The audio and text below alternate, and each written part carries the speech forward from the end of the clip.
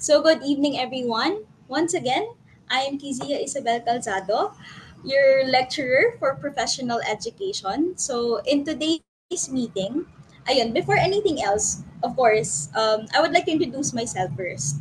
I'm from St. Louis University. Actually, I graduated from, dapat yon. I graduated from St. Louis University, garnered a Latin honor of summa cum laude, and in the left, I had 92.20 as a rating. So yun, to establish lang and for you to know me and to know na credible yung speaker or lecturer nyo for this today's meeting. So yeah, I will be lecturing about the foundations of special education. So let's have 5 questions lang po, and this is good for 30 minutes. Question number 1 po. For question number 1, this is the practice of educating learners with special needs and regular classes during specific time periods based on their skills. A. Normalization. B. Integration. C. Mainstreaming. And D. Inclusion. Please type in your answers. Ayan po. Okay. So, for number 1, the answer would be C, mainstreaming. Okay. Irasyo po muna natin lahat ng options. Okay. Let's start with letter A, which is normalization. Wala pong word in special education ng normalization. So, gawa-gawa ko lang po yan. Letter B is integration. Okay? Meron tayong 5 aspects here. Yung placement, yung curriculum, yung support, philosophy at goal. Pag sinabi nating integration, ang placement po niya ng mga learners with disabilities sa general education classroom. Pag sinabi nating general education classroom, yun yung classroom na may mga regular students. So, ibig sabihin, yung learners with disabilities, ipupunta natin siya, integrate natin siya sa isang gen ed classroom with regular students partially or fully. Okay? Pag sabi po natin partially, it means meron lang schedule, for example, for this particular subjects or subject lang, tsaka natin i-include yung learners with disabilities. Siyempre, pag sinabi natin full inclusion, kasama sila all throughout like the whole period of every subjects. Okay? So, buong day kasama sila ng mga regular students. Okay? I-compare po natin yung placements for these 4 categories. We have integration, inclusion, mainstreaming, at saka self-contained classrooms. Pag integration, pwedeng partially or pwedeng fully sa gen ed classroom. Pag inclusion, ganun din po, may partial inclusion and may full inclusion. Pag sinabi nating mainstreaming, partial lang siya. So meron lang talagang schedule. And then pag sinabing self-contained classroom, hindi po siya isasama sa gen ed classroom. So may separate classroom for learners with disabilities. Okay? Sa curriculum naman po, yung standard curriculum, which is yung K-12 curriculum, kung ano yung provided na MELCs para sa mga regular students, yun din po yung ginagamit for learners with disability. May minimal adjustments lang po. Siguro itong mga minimal adjustments would be more on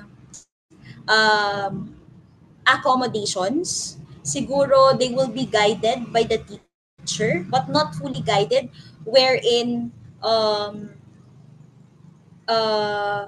imomodify yung mismong content ng test questions or i-cater yung mga needs talaga nila or yung mga kailangan talaga nilang matutunan within that particular subject. So halimbawa, pag English, ganun. Kahit na hindi maintindihan ng learner with disability, hindi mag-a-adjust yung curriculum sa kanya. Ganun lang po. Minimal adjustment wherein siguro pwedeng i-dictate ng teacher, could be that at that level. Next po, we have fully adapted and modified. Ito, maganda sa inclusion. Kasi, i-adapt nila yung mismong test questions. Okay? Halimbawa, pwedeng bawasan nila yon ng instead of 10 questions, 5 questions lang. Tapos, instead na uh, identification na fill in the blanks talaga, na or enumerate mo, magbibigay sila ng options. Parang ganun po. Fully adopted and modified. Next, mainstreaming, wala rin namang significant changes dito. Parang integration lang din po siya. Tapos self-contained, yan, highly individualized po siya. So, hindi masyadong sinusundan yung curriculum, pero more on self-paced. Alam niyo naman po, pag self-paced, ang content ng pinag-aaralan ng mga learners with disabilities ay based on them lang. Okay? Next, we have support. Ayan, limited, tapos high or ongoing. Tapos limited din po yung support sa mainstreaming. Tapos high or intensive yung support kapag sa self-contained classrooms. Okay? Next, we have yung philosophy. Okay? Yung students, they adapt to the environment. Okay? Alam na naman natin, of course, yung word na adapt. Diba? Pag sinabing adapt, meron na talagang fully established environment. You have to adjust yourself. Okay? Yun yung adapt. Okay? Next, yung inclusion po, yung environment ang nag-a-adjust for the learner with disability. Pag mainstreaming, student earns his or her placement in the classroom. Okay. Bakit student earns placement in the classroom? Basically po, kasi kailangan yung learner with disability mapasa niya yung certain standards na ibinigay nung Gen Ed teacher. Usually, yun yung nagbibigay ng standard. For example, in grade 4, the Gen Ed teacher required the learner with disability to be able to read or to be able to count or add, subtract, etc. Yun po yung standards. So, mami-mainstream lang yung learner with disability kapag na-earn niya na yung place niya dun sa classroom. Pasensya na po, medyo maingay. Okay? Next, we have yung separate setting for unique needs. Ayan, syempre, separate po siya dahil yung ating placement ay separate classroom. Of course, yung philosophy niya, it revolves around the student, him or herself. Individualized, specialized. Okay? Ano po yung goal ng bawat categories? For integration, ang goal niya is social exposure lang. Okay, bakit social exposure lang? Basically, most of the learners with disability suffer from bullying, from the stigma of them not being quote unquote normal, pero we use the word regular. Okay, so kailangan ng social exposure for the society or the learning environment, the learners, students to be aware na ang disability, it's not something that should be it's not something that should be discriminated, parang ganon. They're not something to be discriminated and they should be included in the society, parang ganon. It's more on social exposure pero for awareness lang po. Next, for inclusion, it's academic, social, and emotional. Okay? Ito rin yung maganda sa inclusion.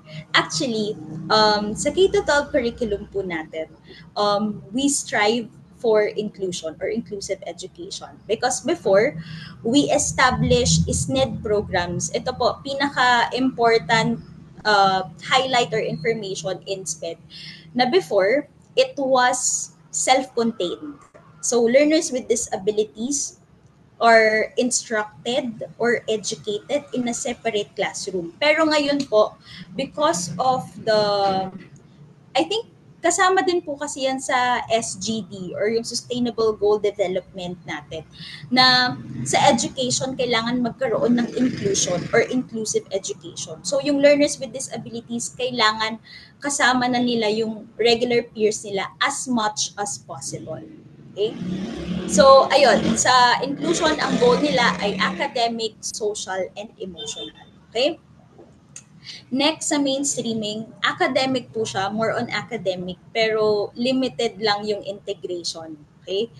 And for self-contained, talagang tailored tailored sa isang individual yung academic and life skills na meron po sila. Okay? Siguro if may let question na lalabas na for example, the most progressive model, ganon, of course, your answer would always be inclusion or inclusive education. Ayan po. Um, ayun po, isa pa that tandaan ninyo na ang self-contained classrooms, hiwalay palagi yung learners with disabilities. Itong integration, mainstreaming, inclusion, di ba, pwede silang pagsamahin. So, sa isang classroom or siguro sa mga programs, activities ng school. Pero self-contained, laging nakahiwalay po siya. Okay. And as much as possible, hindi inaalaw sa, hindi sana hiwalay ang learners with disabilities. Kailangan kasama nila yung regular students nila. That is according to the least restrictive environment. Ayun, hindi ko po siya naisama sa ratio. Pero, ayan, please look into the least restrictive environment. Basically, it says na as much as possible, learners with disabilities should be instructed with their peers. If it comes to a point na hindi kayang i-instruct ang learners with disability with their peers, ang mangyayari po niyan ay, of course, yung self-contained classroom. Pero yung mga situations na yon include, for example, severe, severe cases. Yung mga na-hospitalized, ganon, or hospital-bound or home-bound persons with disabilities. Also, as an opening, hindi ko kasi nasabi kanina, yung stigma to disabilities, sana maging aware tayo na hindi natin siya gawing weaknesses ng mga persons with disabilities, because every one of us can have a disability later on in life. For example, old age, ganon. You'll have disabilities later on in life kasi you may not be able to walk, you may not be able to run, ganon. Those are types of disabilities which will also be discussed later on. Ayan po. Number 2. Okay po. It is the concept that refers to the reduced function or loss of a specific part of a body or organ. A, disability, B, impairment, C, handicap, or D, none of these. Okay po. Type in your answers. Okay. Ito yung most common question and first question na tinatanong sa amin. Okay. Next po, the answer will be letter B. Yes, the answer is letter B. Okay. Paano naging letter B? Sige. Of course, irasyon natin lahat. Let's start first with handicap. Okay. Pag sinabi po nating handicap, it refers to the social or environmental disadvantage that arise from the impairment or disability. So, it's more on the context itself. So, context specific po siya. Okay. For example, di ba? A student in a wheelchair facing difficulty accessing a classroom on an upper floor without an elevator. Another example. A person with hearing loss being unable to participate fully in a conversation due to a lack of sign language interpreters. Okay? Basically, handicap emphasizes the interaction between the individual and the societal environmental obstacles, not the individual's condition itself. So more on societal po siya. It's the interaction of the individual and the societal factors, environmental factors. Kaya nga yung first example natin ay yung student na nasa wheelchair. Yung isa naman yung student na may hearing loss, okay? 'Di ba? It's more on those two interactions. Pag sinabi naman nating impairment, which is the answer for this. Ayun, nandun po sa mismong question. It is the reduced function or loss of a specific part of a body or organ. Impairment. Usually, it's a term that we use in um, the medical model. More on ano siya, sa med po siya. Kasi it is a lost or reduced function. So ang focus po niya ay dun sa body part itself na nawala. Impairment, hearing impairment. Ibig sabihin nawalan po ng pwedeng nawalan ng pandinig or na-reduce yung function or nagkaroon ng little lang yung hearing ability ng isang person. So, yun po yung impairment. Pero pag sinabi nating disability, ayan, medyo kasi there's a thin line, sabi nila, between impairment and disability daw. But actually, malayo po sila. Kung ang handicap, it's more on the environmental factors. Ang impairment, more on sa med po, kasi it focuses on the body part. Ang disability po ay more on the functional limitations of a student or of a learner or a person. Okay? So, ang disability ay yung mga tasks na pinoperform natin everyday. For example, reading. No, may disability siya, mayroon siyang learning disability in reading, learning disability in count in mathematics. Ganon po. Pero to make it very simple, disability could be anything.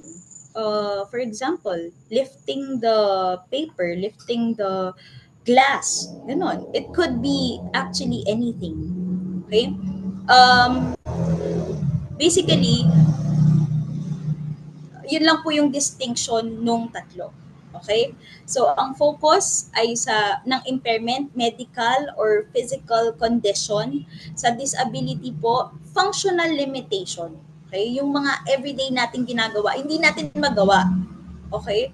Kaya nagkaroon ng disability. Okay? And then yung handicap, more on social or environmental barriers or factors po. Okay. So, basically, meron tayong tinatawag na person first language. Ayan, baka kasi mag-pop na lang bigla sa ano. Itong person first language, instead of saying, I'll give an example first.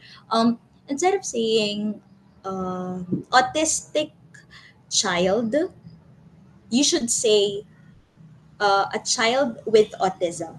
Okay? Parang nagigets nyo na yung person first. So, mauuna yung person before his or her disability.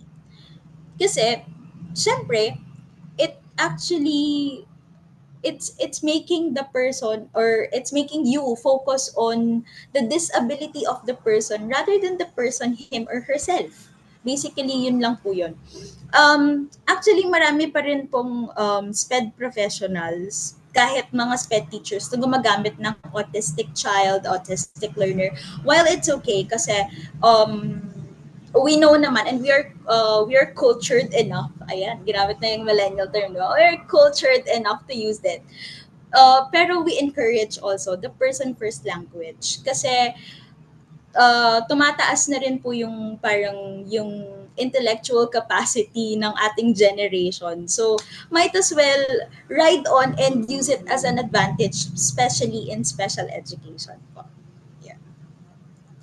Let's have number 3 po.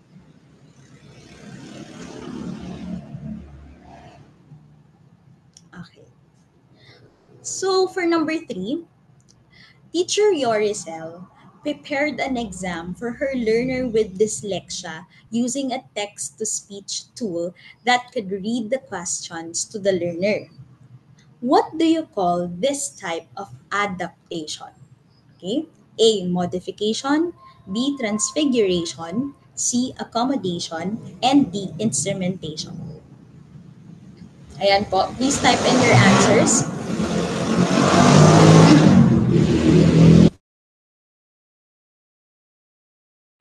Sensya na po. Maraming mga nagmamadali sa daan ngayon. Kaya ang iingay po sa kalsada. Okay, so the answer for number 3 is letter C po, accommodation. Ayan po. I heard kasi from a friend po from the university na isa sa mga questions, actually dalawang items daw. Dalawang items lumabas ang accommodation and modification. Okay, so please listen carefully. And if you have time naman to research on these topics, might as well browse and might as well maging have mastery on these topics. Kasi I think since the education paradigm is moving into inclusion, might as well, no, try nating mag-answer lalo na sa provide po ng LEAP ng mga situational na mga questions kasi critical thinking po talaga pag prof ed. Okay? And more on word plays. So, dapat alam niyo yung vocabulary ninyo. Okay. So, let's start with sabi dito, adaptation. Okay, from the question itself, adaptation. So, in adaptation, in special education, these are changes in the way instruction and assessment or the activities are carried out for a learner to have an equal opportunity to demonstrate mastery of concepts and achieve desired learning outcomes. But what is adaptation in simple terms? Okay? Basically, ang adaptation po, from the word itself, adapt. So, the instruction and the assessment adapts to the learner with disability. Okay? So, binabago po yung instruction and assessment to fit sa context ng learner with disability. Okay? Meron po tayong two types of adaptation. Okay? Isipin ninyo, i-visualize ninyo na ang adaptation ay isang malaking umbrella. Okay? And sa umbrella na yon may dalawang parts, may dalawang phases, which are modifications and accommodations. Okay? Ito po. Ang modifications ay changes to the curriculum or learning expectations to better match the abilities of the students. So, in modification, we alter what is being taught or the expected outcomes. Ano po ba yung expected outcomes na sinasabi natin? Basically, that is your learning objectives. Okay? Sa modification, ang ina-alter natin ay yung objectives mismo. Halimbawa, of course, kapag ikaw, gen ed teacher ako, gano'n. Tapos, inclusive classroom siya, may learner with disability. Iba yung objectives ko for regular students, iba din yung objectives ng learner with disability. So, for example, if my regular students will have to answer 20 items, including essay, for my learner with disability, sabihin na natin siguro 5 for visually impaired student. Ayan, or students with visual impairment. Ayan, di ba? Nakalimutan ko yung person first. Student with visual impairment. Sabihin natin. Halimbawa, totally blind. Okay? Student who has total blindness. Of course, hindi natin nililimit na hindi siya marunong mag-braille. Pero sa context na ito, hindi siya marunong mag-braille. So, tatanggalin natin yung essay. Okay? At hindi rin siya masyadong, sabihin na natin sa context na ito, hindi pa siya well familiar with the topic at hindi pa niya to na topic. So, sabihin natin ang objectives lang nitong student with disability is for him to answer 1 to 10 questions.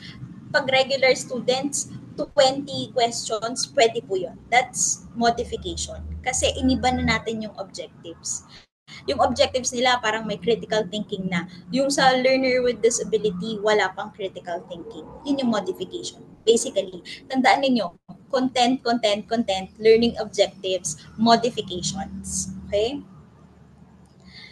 Next, we have accommodations. Okay? Pag sinabi nating accommodations, we don't alter the goals, we don't alter the learning objectives or expectations. Okay? Ano yung ginagawa ng accommodation? We accommodate them by adjusting the environment, the teaching methods, and the materials. Okay. One common example na baka nasa let ay, I think kasi sinabi na sa akin nung yung time. If you adjust the time or the seating arrangement of a student, accommodation yan. Modification lang po yan kapag pinaliit mo yung content or binawasan mo yung test questions that he or she has to answer. Okay? So, accommodations, not altering the learning objectives.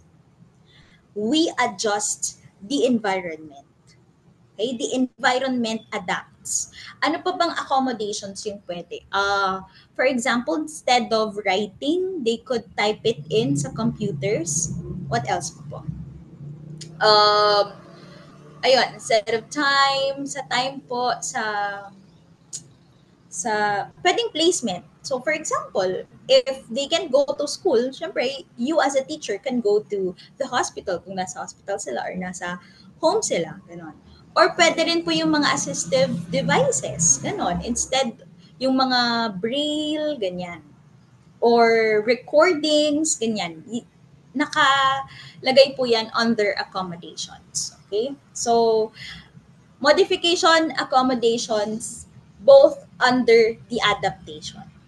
Okay? Ano ba? Okay. Sige, magbigay tayo ng practical example. Okay. Ang scenario ay a student with a learning disability in reading. Okay. Ang accommodation natin, they listen to an audiobook while their peers or the other students read the text. Okay? Or the teacher can dictate the book. Ang modification naman po, the student reads a shorter, a simpler version of the text and answers fewer comprehension questions. Okay? So, modification could also be making the content simpler, pero it has to alter or change the learning objectives. Please tandaan niyo po yan kasi I heard parang 2 questions po yan sa last year. So, baka upgraded na ngayon. So, let's all be familiarized with it. Okay? Ayan, pasadahan ko lang din po yung IEP kasi baka kasama din siya sa LET. IEP is an individualized education program. Kung ang regular teacher, gen ed teacher, meron po tayong lesson plans. Sa amin pong mga SPED teachers, we have individualized education program. Basically, we write parang a whole academic term, good for the whole year, for the whole academic term ng mga objectives or mga goals na kailangang ma-meet ng learner with disability. Okay? So, actually, hindi naman siya ina-update every day, but we update it at least once a month or every quarter. Lahat nakalagay po sa IEP, okay? Ano po yung mga nakalagay sa IEP? Unang-una yung student's current performance. Please look into this if you have time. Yung student's current performances, yung goals and objectives that are good for the whole academic year. Pero it can be adjusted every quarter or every month or so. Depende po sa needs and sa needs ng student with disability. Nakalagay din yung sorry, pasensya na. Nakalagay din doon yung services and yung supports. Halimbawa, records from occupational therapists, speech therapists, physical therapists, ayan. Okay? These will all be discussed thoroughly and comprehensively in the next discussions. So, wag po kayong mag-alala. Okay. Next, we also have yung accommodations and modifications na pwedeng gawin ng Gen Ed teacher sa inside their classroom para ma-accommodate po yung ating learner with disability. Nakalagay din po doon. So sobrang haba talaga. Even medical records, very personal information nakalagay po sa IEP. Sino-sino po ang gumagawa ng IEP? Not just the special ed teacher, lahat po ng taong involved. The parent, the Gen Ed teacher, special ed teacher, if possible, kahit yung mga guidance counselor, social worker, lahat po ng involved dun sa bata, kasama. Kahit mga doctors, kahit mga online calls, pwede din po. Okay? Nakapaloob din dito sa IEP yung least restrictive environment na sinasabi ko kanina, di ba? Kung pwede na ba silang i-place partially or fully sa isang general classroom or kailangan ba separate classroom pa rin sila, nakalagay din po dito. Progress monitoring also.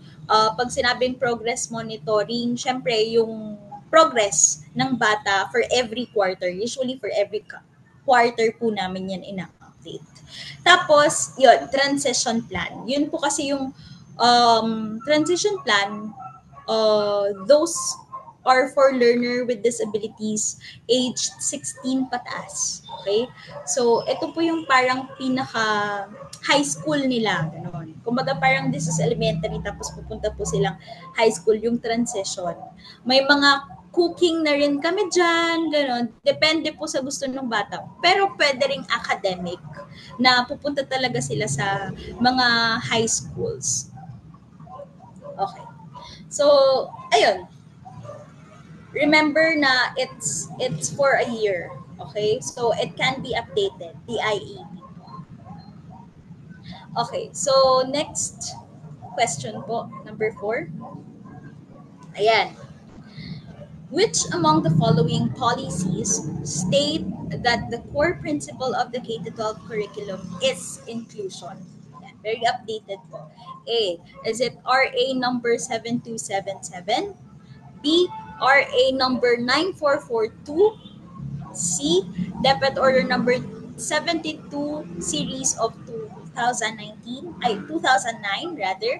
Letter D, DepEd Order number 21 series of 2020. Okay, please type in your answers. Okay, so for number 4, the answer will be letter C po. Okay, that is DepEd Order. Sensya na po. Medyo maaga yung Pasko ng mga kapitbahay namin dito. Okay. So, number 4, that is DepEd Order number 72 series of 2009. Okay.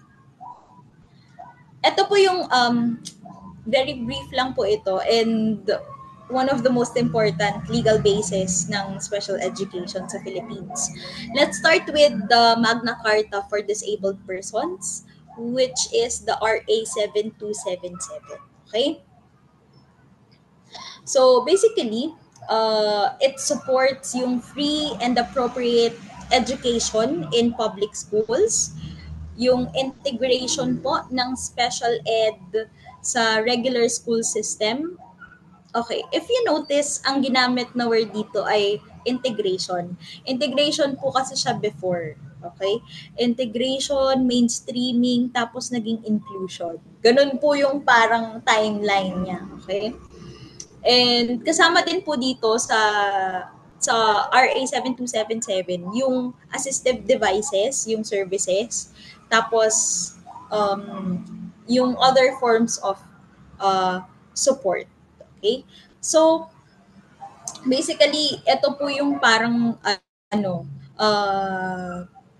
pinaka hallmark, parang ganun, cornerstone ng mga special education laws. Okay? Yung Magna Carta 7277. It was amended po, which is yung second po natin na option, which is yung 9442.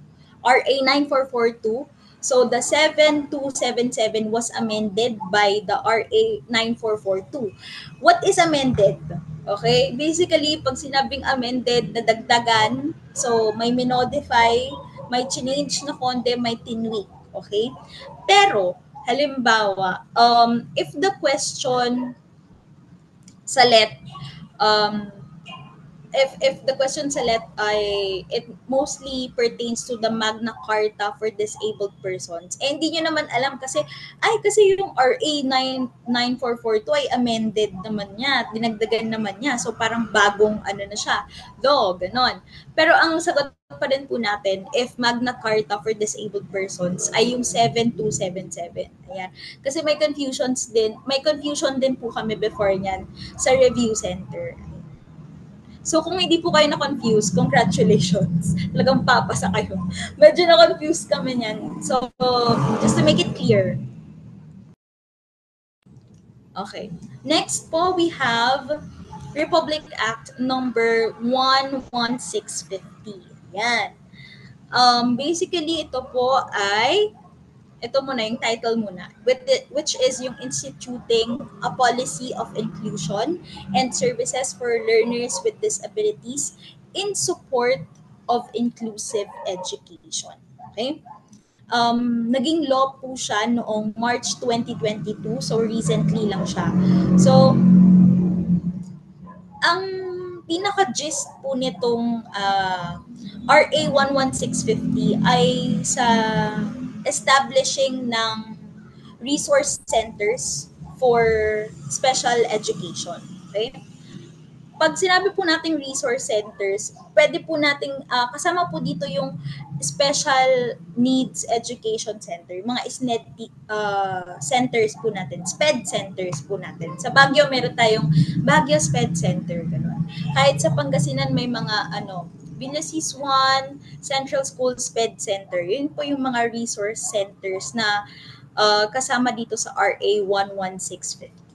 So basically, sinasabi lang na as much as possible, every division should have their SPED.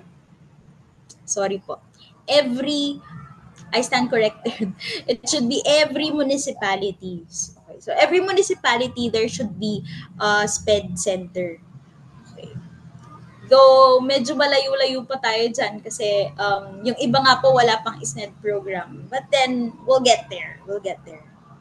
Okay, of course, yung answer natin, which is yung, ito muna, yung DepEd Order number 21 series of 2020. Basically, ito lang po yung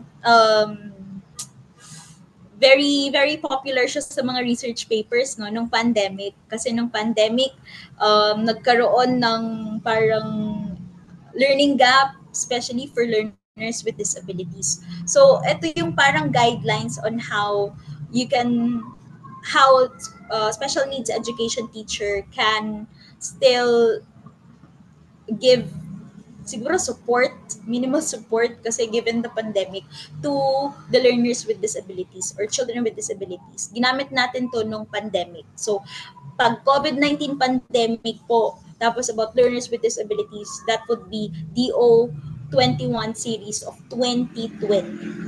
Okay? Of course, our answer would be yung DO 72 series of 2009. So, basically, it promotes the implementation of inclusive education for learners with disabilities, and kasama na rin po yung other marginalized learners. Ayan. Kasi marami pa po yan, di ba? Mga madrasa education, ganyan. Hindi lang po siya sa disabilities but also cultural contexts, ganyan, sa religions, kasama na rin po yan sa DO 72 series of 2009. Okay? Kahit po yung i-add ko na lang din yung DepEd Memorandum number 166 series of 2022, yan. Kasama na rin po yan. Pati yung Salamanca Statement and Framework for Action 1994, laging ginagamit sa mga research papers. Basically, nag-originate po siya sa America. So, Salamanca Statement, yun yung ang gist po niya ay yung inclusive education systems, tapos yung mga integration ng children with special needs sa mga mainstream schools, originally sa America. Pero we adopted it. Even the UNESCO, we adopted it here in the Philippines. So, yun po talaga yung pinaka-hallmarks ng ating SPEDLO. Kaya nagkaroon tayo ng Magna Carta for Disabled Persons because of those po. So, it came from the America. Ayun, tapos, ito pala, yung SDG 4 target. Ayan, kasama din po sana yan. If you have, sa Prof. Ed din po, actually, nireview din po namin yan, yung mga Sustainable Development Goals. Ayan, kasama din po yan. Yung SDG 4 natin ay yung education. So, kasama din po yung inclusive education dyan sa SDG 4. For our last question po, okay, let us have this question. What is the primary problem? Ayan, kasama rin po yan sa previous exam nung March ba? Ay, di. Nung September po. Kasama siya. What is the primary problem in the implementation of special education in the Philippines? Okay. A, inadequate funding. B, lack of trained special education teachers. C, insufficient SPED centers and inclusive schools. And D, societal attitudes and awareness. Type in your answers po. Isa yan sa nakapagpa-confuse. Mahaba yung debate about this question. Kaya siya yung last. Okay? The answer for number 5 is it's letter B. Yes po. Lack of trained special education teachers. Alam ko, ang pinagpipilian nyo lang ay it's either the fund or letter B. Okay. So, himay-himayin natin yan. Kung bakit nga ba letter B? Okay? While, of course, funding is... Sensya na po, maingay talaga. Okay. While funding is of course the root problem of almost all of the systematic problems or systematic failures that we have in the government or in the society. Okay? Pero lack of trained teachers is, I can say, the most visible po and the immediate challenge in schools. Okay? So, funding as the root problem. Bakit nga ba? Okay? It came from a context of the zero budget allocation. Okay? If you remember, in 2023, the Department of Education admitted that the SPED programs will receive zero budget allocation in the General Appropriations Act. So, noong 2023, wala pong na-receive na funding ang special education. Hindi po actually in-approve ng DBM or ng Department of Budget and Management yung DepEd's budget request for SPED. Okay? Bakit yun yung nangyari? Okay? Ang reason po niyan ay because noong 2022 na binigay na budget for SPED, hindi po nagastos. Okay? Hindi po nagastos at parang 1.13%. Tama po ba? Wait lang po. Okay, 1.13% lang po ng budget ng 2022 for SPED yung nagastos for that year. So, no 2023, syempre, in-expect din ng DBM na to use the remaining budget. Kasi di ba, bakit ka naman magre-request kung meron naman? So, yun po yung reason kung bakit may zero budget allocation noong 2023. Okay? Punta naman po tayo sa lack of SPED trained teachers, which is the answer to this. Ano po ba yung mga causes? Number one, sabi ko dito, yung shortage of qualified educators. Okay? May shortage of qualified educators because we actually have yung brain drain. If you're familiar with it. What is brain drain? Ano nga bang brain drain? Basically, yung ating mga educators na sa SPED ay nangingibang bansa. Okay? Hello Canada na sila. Hello US na agad sila. After mga 2 to 3 years experience here in the Philippines. Actually, yung sasahurin nila for a month here, yung sinasahod nila for a month there, rather, sinasahod nila for a year here in the Philippines. So, ganun po. So, nagkakaroon ng brain drain. Yung mga magagaling nating teachers, pumupunta ng ibang bansa. Okay. So, kaya tayo may shortage of qualified educators. Pero, actually, madami po talaga tayong SPED teachers. It's just that they go to abroad kasi mas malaki yung sahod doon. Okay? Nagkakaroon din ng lack of SPED teachers dahil doon. Tapos, inadequate teacher training programs. Ayan, sobrang hirap po maghanap ng seminar about special education. Usually, you can find one siguro, pero more on inclusive education lang din siya. Okay? Yun, wala din tayong training, mga seminars, trainings about special education. Sobrang kulang po. And also yung mga universities, tapos mga training institutions, kung i-compare nyo, actually, ang enrollees ng mga BizNed sa SLU, nako, sobrang konti lang po namin. Mga around 15 lang po kami, tapos nababawasan pa kami every year.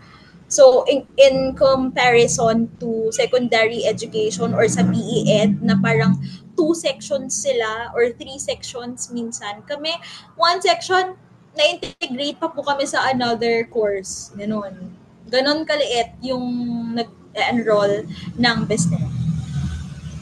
Pero actually, madami din nagmamasteral ng special education. Ang dami po namin, ang dami kong mga kaklase na they came from like, secondary or BEd sila, tapos nagsi-special education po sila.